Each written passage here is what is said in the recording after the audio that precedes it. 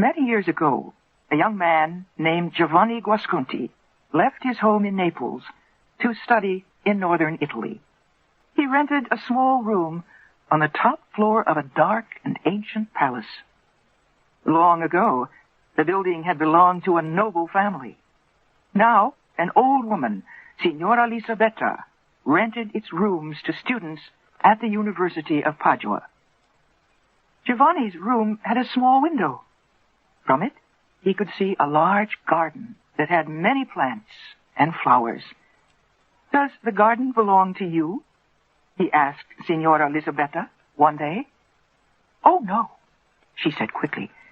"That garden belongs to the famous doctor, Giacomo Rappaccini.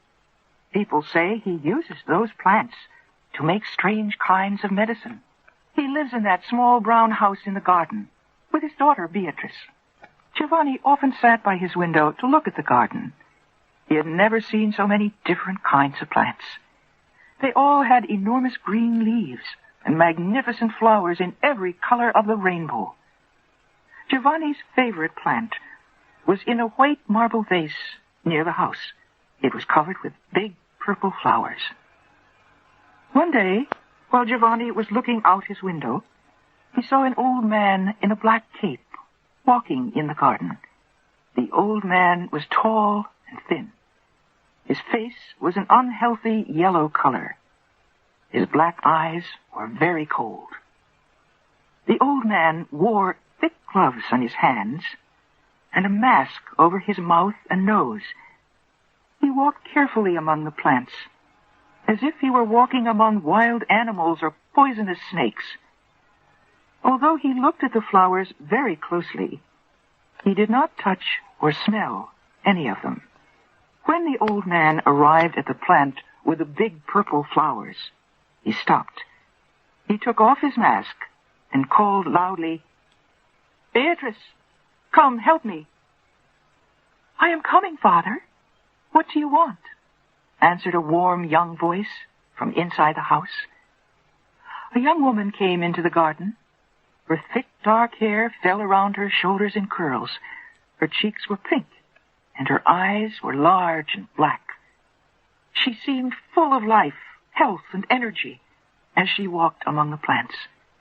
Giovanni thought she was as beautiful as the purple flowers in the marble vase. The old man said something to her. She nodded her head as she touched and smelled the flowers that her father had been so careful to avoid. Several weeks later, Giovanni went to visit Pietro Baglioni, a friend of his father's. Professor Baglioni taught medicine at the university. During the visit, Giovanni asked about Dr. Rappaccini. "He is a great scientist," Professor Baglioni replied, "but he is also a dangerous man." "Why?" asked Giovanni. The older man shook his head slowly. "Because Rappaccini cares more about science than he does about people. He has created many terrible poisons from the plants in his garden. He thinks he can cure sickness with these poisons. It is true that several times he has cured a very sick person that everyone thought would die. But Rappaccini's medicine has also killed many people. I think he would sacrifice any life, even his own, for one of his experiments." "But what about his daughter?" Giovanni said. "I'm sure he loves her." The old professor smiled at the young man. "So," he said, "you have heard about Beatrice Rappaccini. People say she is very beautiful. But few men in Padua have ever seen her. She never leaves her father's garden." Giovanni left Professor Baglioni's house as the sun was setting. On his way home, he stopped at a flower shop where he bought some fresh flowers. He returned to his room and sat by the window. Very little sunlight was left. The garden was quiet. The purple flowers on Giovanni's favorite plant seemed to glow in the evening's fading light. Then someone came out of the doorway of the little brown house. It was Beatrice. She entered the garden and walked among the plants. She bent to touch the leaves of a plant or to smell a flower. Rappaccini's daughter seemed to grow more beautiful with each step. When she reached the purple plant, she buried her face in its flowers. Giovanni heard her say, "Give me your breath, my sister. The ordinary air makes me weak. And give me one of your beautiful flowers." Beatrice gently broke off one of the largest flowers. As she lifted it to put it in her dark hair, a few drops of liquid from the flower fell to the ground. One of the drops landed on the head of a tiny lizard crawling near the feet of Beatrice. For a moment, the small animal twisted violently. Then it moved no more. Beatrice did not seem surprised. She sighed and placed the flower in her hair. Giovanni leaned out of the window so he'd see her better. At this moment, a beautiful butterfly flew over the garden wall. It seemed to be attracted by Beatrice and flew once around her head. Then, the insect's bright wings stopped, and it fell to the ground dead. Beatrice shook her head sadly. Suddenly, she looked up at Giovanni's window. She saw the young man looking at her. Giovanni picked up the flowers he had bought and threw them down to her. "Young lady," he said, "wear these flowers as a gift from Giovanni Guasconti." "Thank you," Beatrice answered. She picked up the flowers from the ground and quickly ran to the house. She stopped at the door for a moment to wave shyly at Giovanni. It seemed to him that his flowers were beginning to turn brown in her hands. For many days, the young man stayed away from the window that looked out on Rappaccini's garden. He wished he had not talked to Beatrice, because now he felt under the power of her beauty. He was a little afraid of her, too. He could not forget how the little lizard and the butterfly had died. One day, while he was returning home from his classes, he met Professor Baglioni on the street. "Well, Giovanni," the old man said, "have you forgotten me?" Then he looked closely at the young man. "What is wrong, my friend? Your appearance has changed since the last time we met." It was true. Giovanni had become very thin. His face was white, and his eyes seemed to burn with fever. As they stood talking, a man dressed in a long black cape came down the street. He moved slowly, like a person in poor health. His face was yellow, but his eyes were sharp and black. It was the man Giovanni had seen in the garden. As he passed them, the old man nodded coldly to Professor Baglioni, but he looked at Giovanni with a great deal of interest. "It's Dr. Rappaccini," Professor Baglioni whispered after the old man had passed them. "Has he ever seen your face before?" Giovanni shook his head. "No," he answered, "I don't think so." Professor Baglioni looked worried. "I think he has seen you before. I know that cold look of his. He looks the same way when he examines an animal he has killed in one of his experiments. Giovanni, I will bet my life on it. You are the subject of one of Rappaccini's experiments." Giovanni stepped away from the old man. "You are joking," he said. "No, I'm serious." The professor took Giovanni's arm. "Be careful, my young friend. You are in great danger." Giovanni pulled his arm away. "I must be going," he said. "Good night." As Giovanni hurried to his room, he felt confused and a little frightened. Signora Elisabetta was waiting for him outside his door. She knew he was interested in Beatrice. "I have good news for you," she said. "I know where there is a secret entrance into Rappaccini's garden." Giovanni could not believe his ears. "Where is it?" he asked. "Show me the way." He went in. The plants all seemed wild and unnatural.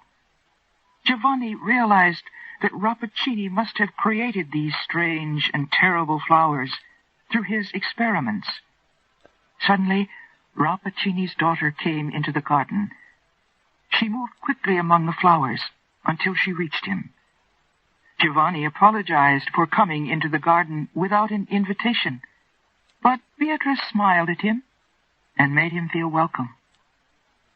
"I see you love flowers," she said, "and so you have come to take a closer look at my father's rare collection." While she spoke, Giovanni noticed a perfume in the air around her. He wasn't sure if this wonderful smell came from the flowers or from her breath. She asked him about his home and his family. She told him she had spent her life in this garden. Giovanni felt as if he were talking to a very small child. Her spirit sparkled like clear water. They walked slowly through the garden as they talked. At last, they reached a beautiful plant that was covered with large purple flowers. He realized that the perfume from those flowers was like the perfume of Beatrice's breath, but much stronger. The young man reached out to break off one of the purple flowers, but Beatrice gave a scream that went through his heart like a knife. She caught his hand and pulled it away from the plant with all her strength. "Don't ever touch those flowers," she cried. "They will take your life." Hiding her face, she ran into the house. Then Giovanni saw Dr. Rappaccini standing in the garden. That night, Giovanni could not stop thinking about how sweet and beautiful Beatrice was. Finally, he fell asleep. But when the morning came, he woke up in great pain. He felt as if one of his hands was on fire. It was the hand that Beatrice had grabbed in hers when he had reached for one of the purple flowers. Giovanni looked down at his hand. There was a purple mark on it that looked like 4 small fingers and a little thumb. But because his heart was full of Beatrice, Giovanni forgot about the pain in his hand. He began to meet her in the garden every day. At last, she told him that she loved him, but she would never let him kiss her or even hold her hand. One morning, several weeks later, Professor Baglioni visited Giovanni. "I was worried about you," the older man said. "You have not come to your classes at the university for more than a month. Is something wrong?" Giovanni was not pleased to see his old friend. "No, nothing is wrong. I am fine, thank you." He wanted Professor Baglioni to leave, but the old man took off his hat and sat down. "My dear Giovanni," he said, "you must stay away from Rappaccini and his daughter. Her father has given her poison from the time she was a baby.